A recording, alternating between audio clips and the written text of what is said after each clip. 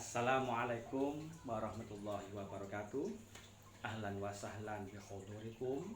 Selamat datang di pembelajaran bahasa Arab. Anak sekalian, alhamdulillah kita diberikan kesempatan Allah untuk mempelajari bahasa Arab. Limada? Kenapa? Karena al-lughatul arabiyyah lughatul Qur'an. Bahasa Arab itu adalah bahasa Al-Qur'an. Jika kita mempelajari bahasa Arab, hakikatnya kita mempelajari Al-Quran, berarti kita mendapatkan ridhonya Allah, insya Allah, dan kita mendapatkan barokah karomah dari Al-Quran, dan kita pasti mendapatkan pahala dari Al-Quran. Alhamdulillah.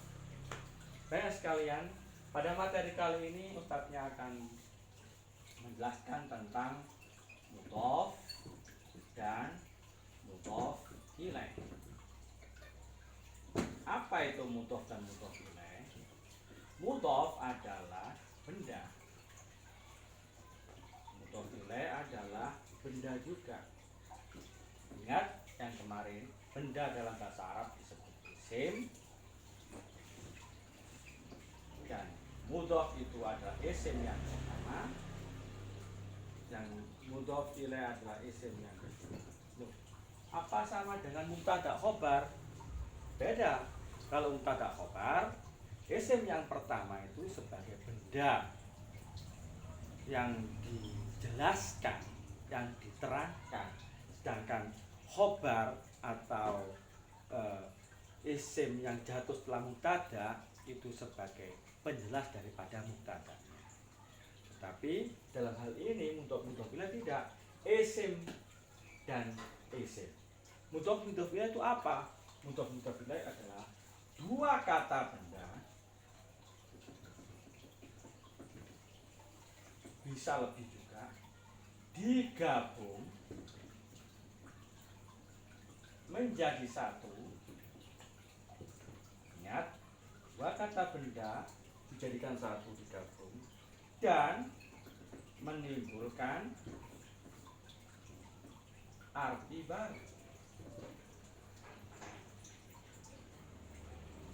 Contoh, kunci, miftahul.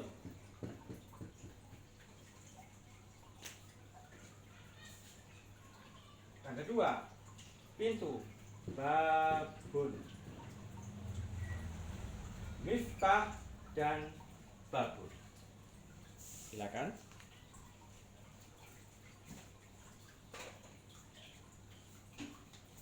Miftah di sini bermakna kunci.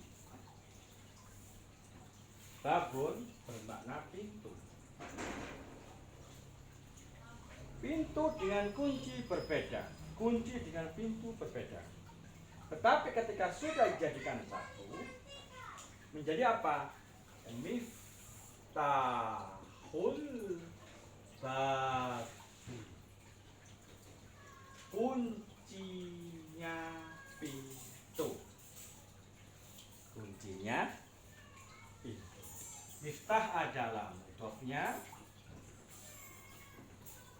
babun adalah mudhof ilaihnya. Paham ya? Jadi dua benda digabung menjadi satu, menimbulkan arti baru. Contoh yang lain, seperti meja, maktabu. Meja kita gabung dengan kelas, faslun. Menjadi apa? Maktabul fasli. Tidak boleh tanwin, tapi di kasroh. Maktabul fasli. Mejanya kelas. Oh, berarti itu mejanya kelas, bukan mejanya kantor, bukan mejanya kantin, atau meja yang lain. Bisa kita buat contoh-contoh yang lain, seperti halnya sepeda motor, mobil, apa aja, benda-benda apa aja, isim apa aja bisa. Bisa pintu, bisa tembok, bisa almari, bisa sekolahan, bisa kursi. Kursi kita gabung dengan rumah, kursi, kursiun, rumah, baitun.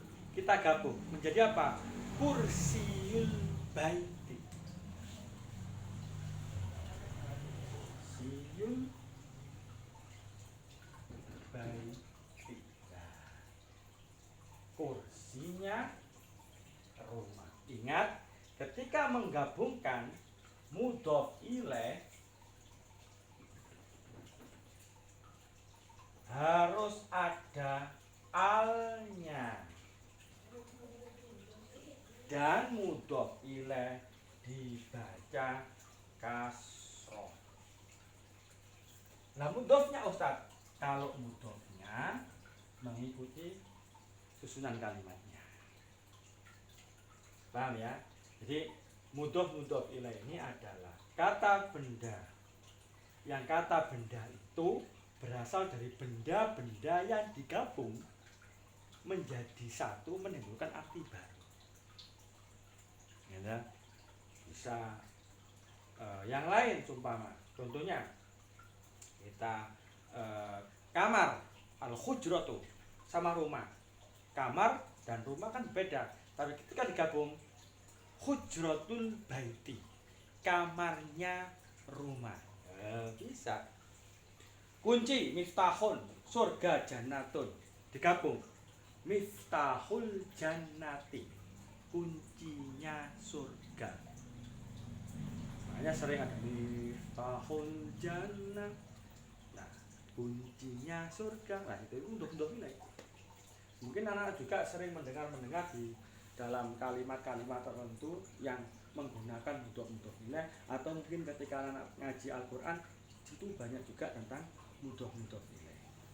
Cuma cirinya mudhof ilaih harus ada alnya sebagai wujud dia dimasuki oleh mudhof, dan mudhof ilaih dibaca kasroh. Paham ya tentang mudhof ilaih? Ustaz, mudhof ilaih bisa nggak dijadikan mubtada khobar atau jumlah isinya? Bisa, sangat-sangat bisa. Coba kita buktikan ya. Kita buat contoh yang ini aja. Miftahul babi, kuncinya pintu. Kita jadikan mubtada. Miftahul babi, kuncinya pintu. Ketika ada orang ngomong, kuncinya pintu loh. Ada apa? Kuncinya pintu. Nah, berarti apa? Kalimat ini belum sempurna. Kenapa? Karena masih membutuhkan khobar. Khobar adalah penjelasnya. Khobar adalah keterangan dari mubtada'nya. Jadi miftahul babi ini sebagai mubtada. Ada apa dengan kuncinya pintu? Oh, miftahul babi, kuncinya pintu di atas meja. Alal maktabi.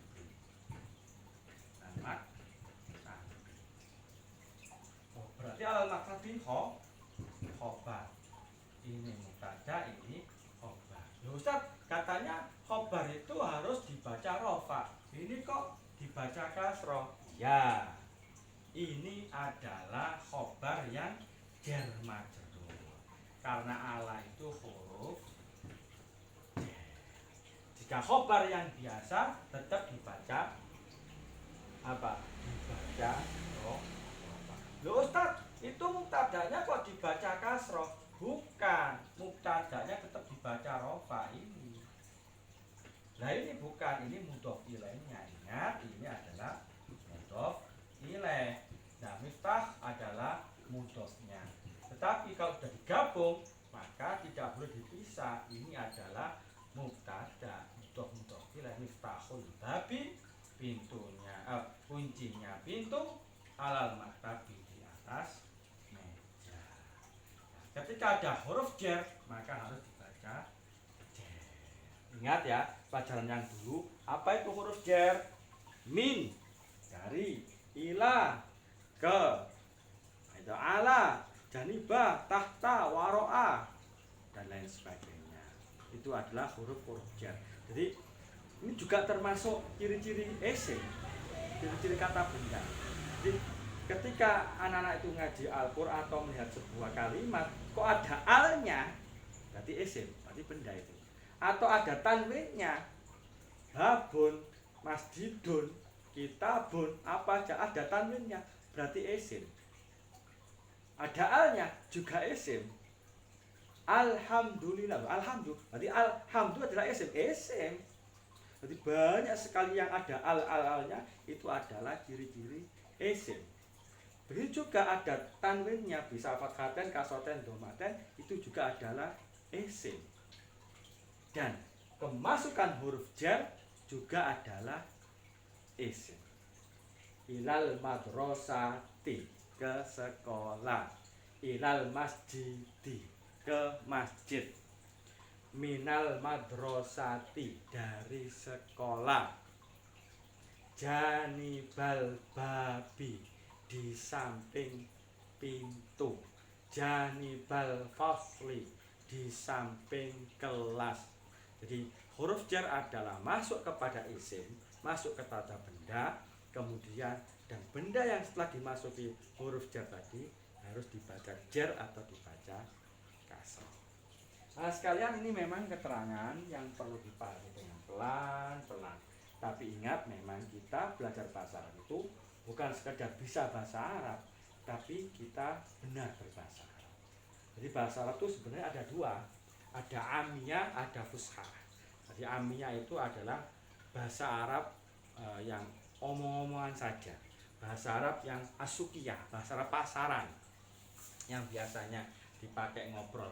Itu yang penting cukup paham, cukup ngerti, tapi benar salah kadang tidak dipahami atau tidak dipedulikan. Ketika anak-anak berangkat umroh atau haji di sana, kefahal, bagaimana kabarmu? Harokatnya nggak jelas. Nah itu bagaimana? Nah itu namanya bahasa Arab amiyah, bahasa Arab pasar, bahasa Arab sukiyah. Nah, tapi kalau kita ini bahasa Arab al-fusha, bahasa Arab Al-Quran, yang di situ ada grammarnya, ada susunan nahwu sorofnya, sehingga bukan bisa bahasa Arab tapi benar berbahasa Arab. Ustadz agak sulit, jangan lihat sulitnya, ingat begitu indahnya kita mempelajari bahasa Al-Quran. Bahasa Al-Quran adalah bahasa yang sempurna. Kenapa? Karena di situ tersusun oleh nahwu, sorof, balaghah dan sebagainya. Dan ketika kalian mempelajari Al-Quran, mempelajari kalamnya Allah, maka di situ ada pahalanya Allah. Dan ini juga menjadi hujjah besok di akhirat bahwa kalian mencintai Allah dan Rasulnya, mencintai agama Islam dan mencintai Al-Quran melalui bahasa Arab. Alhamdulillah. Baik sekalian, silakan dipahami pelan-pelan apa itu mudhof, apa itu mudhof ilaih, kemudian cirinya bagaimana. Yang paling penting cirinya mudhof ilaih itu ada alnya dan pada kasroh, yang depan mudhof, yang belakang mudhof ilaih. Yang paling gampang adalah mudhof ilaih itu benda digabung dengan benda menjadi arti baru. Seperti itu ya sekalian.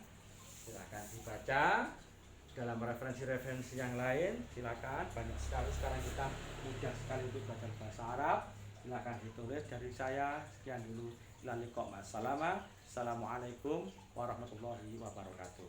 Tetap semangat, jaga jarak, imunnya ditingkatkan. Silakan kalian menjaga stamina, gitu. Minum madu, habatus sauda, dawamul wudu, di mana-mana pakai masker dan sebagainya. Insya Allah kita selalu diridhoi Allah. Assalamualaikum.